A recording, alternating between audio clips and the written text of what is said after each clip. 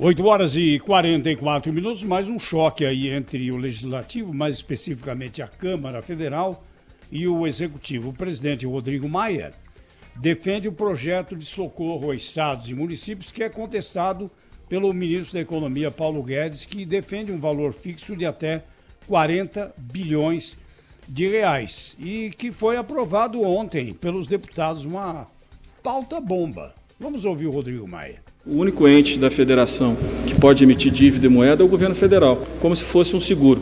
Se a arrecadação era 100, caiu para 70, o governo recompõe 30. Se daqui a 4 meses a arrecadação era 100 e foi 100, o governo não precisa dar R$1. Fácil, né, Fernando Schiller? Muito bom dia. Tudo bem, Zé Paulo. Olha, de fato, ontem, na minha visão, que se aprovou um projeto muito complicado na Câmara, né? Que é essa modalidade de como é que se faz a transferência de recursos da União para os estados e municípios. Quer dizer, o governo, nesse caso, tem razão. Quer dizer, o governo ele diz o seguinte: é preciso que haja uma previsibilidade nas duas pontas, na ponta da União e na ponta dos estados. Então você faz um rateio, pode usar como critério o fundo de participação dos municípios.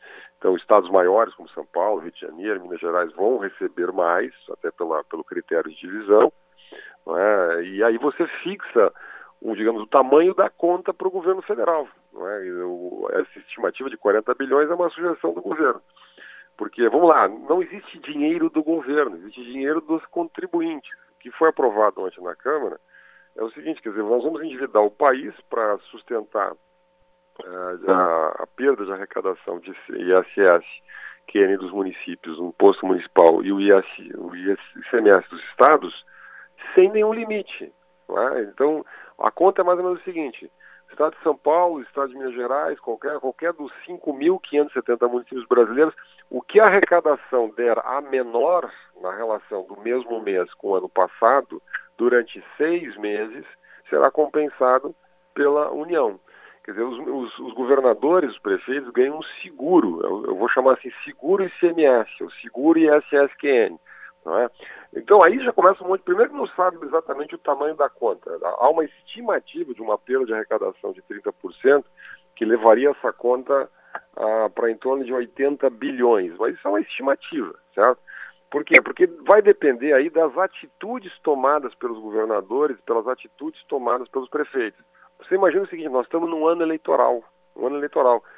Isso significa que um prefeito pode tomar alguma decisão de propor algum tipo de incentivo, benefício fiscal, algum diferimento, etc., que tem a ver com a pandemia, e cá entre nós, muita coisa vai ter a ver, quase tudo que os municípios fizerem, no certo sentido, vai ter a ver com efeitos da pandemia nos próximos 6 meses. Não é? Vamos lá, de novo, num ano eleitoral, e a conta vai para a União. Inclusive a definição sobre o prazo de quarentena, de fechamento de comércio, fechamento da economia da cidade ou dos estados. Então, quer dizer, vamos supor que o governador, eu não estou aqui dizendo que isso vai acontecer, mas é perfeitamente plausível. Ele pode determinar, nesse momento, uma quarentena maior ou menor, sabendo que a arrecadação está garantida. Na verdade é isso. Né? E como na Câmara, eu sempre digo aqui, né, o diabo mora nos detalhes, obviamente está escrito lá no projeto que esse recurso deve ser aplicado nas questões que envolvem a pandemia, né, nas consequências da pandemia. Só que se você vai lá para o finalzinho do segundo artigo, do artigo 2º, está escrito o seguinte: as renúncias e benefícios fiscais, né, diretamente relacionados ao enfrentamento do Covid-19, podem ser feitos, portanto, renúncias e benefícios fiscais, se requeridas pelo Ministério da Saúde ou para a preservação do emprego. Esse ou para a preservação do emprego cria uma monumental excepcionalidade. Você imagina o seguinte: qual é a ação de fato que um prefeito, um governador vai tomar nos próximos meses que não tem a ver com preservação do emprego? Qualquer iniciativa na área econômica, incentivos, diferimentos, né, postergação de pagamentos, enfim, de novo, num ano eleitoral.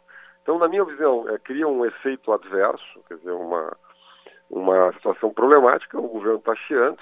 O problema é que há aí um problema político, conforme tu mesmo colocaste. Quer dizer, tudo que o governo, nesse momento, disser que não quer, não é, ou tentar mudar, vai ser visto como conflito político entre Bolsonaro e Rodrigo Maia, vai ser visto como uma vontade do presidente com os governadores, enfim. Ou seja, uma questão que é fiscal, né, que é um problema de tecnicalidade fiscal, de correção, de equilíbrio fiscal do país, vai ser vista como uma briga política. Né? Então, nesse ponto, eu digo, isso mostra, primeiro, o governo não tem base lá no Congresso, perdeu de lavada ontem. O Major Vitor Hugo, o líder do governo, tentou argumentar contra. O governo fez 70 votos, teve 430 votos na votação eletrônica. Então é um jogo muito difícil, muito complicado. O governo vai tentar reverter isso no Senado, eu acho difícil. Imagina o problema, você tentar reverter isso no Senado, teria que voltar para a Câmara de novo a discussão. Ou se aprovado no Senado, o governo pode vetar. E aí volta de novo para avaliação do veto no Congresso. Enquanto isso, a crise vai passando. Sempre fica aquela dúvida. O município não pode decretar estado de emergência ou calamidade pública? Poder pode, né? Só que passa pelo crivo do Sistema Nacional de Proteção e Defesa Civil, que é do Ministério da Integração. Quer dizer, o governo federal precisa dar aval para essas situações, senão ficaria muito fácil, né, Schiller?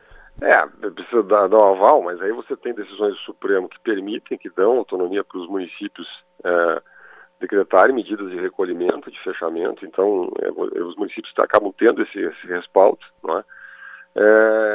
É complicado, Zé Paulo. Eu diria assim, é uma medida em que até joga um pouco de lenha na fogueira do adiamento das eleições, né? A gente já conversou sobre esse tema aqui.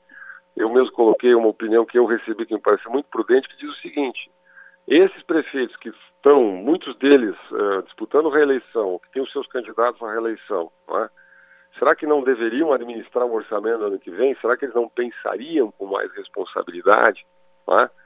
Com mais cuidado? Eu não estou aqui propondo, evidentemente, que nesse momento a austeridade deva ser o maior critério, mas tem que haver um equilíbrio, não é? Porque essa conta vai chegar. Então, quer dizer, se o país desorganizar toda a economia, desorganizar finanças públicas num nível onde a consequência é pior do que o remédio, do que o problema, aí nós vamos ter realmente uma situação complicada, não é? Enfim, eu acho que é uma discussão muito complicada que aconteceu ontem, mostrou de novo o governo sem base, sem articulação, não é? O Congresso fez o que quis, é como se nós quase não tivéssemos um governo, no sentido de que o Congresso toma decisões que dizem diretamente respeito à execução fiscal por parte do Executivo, não é? E nós estamos aí numa situação, de definição total. O governo vai tentar reverter isso no Senado, mas eu acho muito difícil. Acho que já está na hora de o Brasil criar um custo Rodrigo Maia, né? Porque o Rodrigo é impressionante, ele age como se fosse primeiro-ministro. Ele me disse que era esse o projeto de vida dele, era governar o Brasil, mas não porque ele reconhece não ter condições de ser eleito presidente. Eu contei essa história aqui meses atrás. Ele age como se fosse primeiro-ministro e retarda e apressa a votação que achar que for mais conveniente para ele, politicamente, né? Você vê a reforma da Previdência, ele empurrou com a barriga o máximo que pôde, mas quando se trata de algo que é como é que eu diria, que sai da cabeça dele, ele aprova em poucas horas, né? Em poucos dias. Foi o que aconteceu ontem.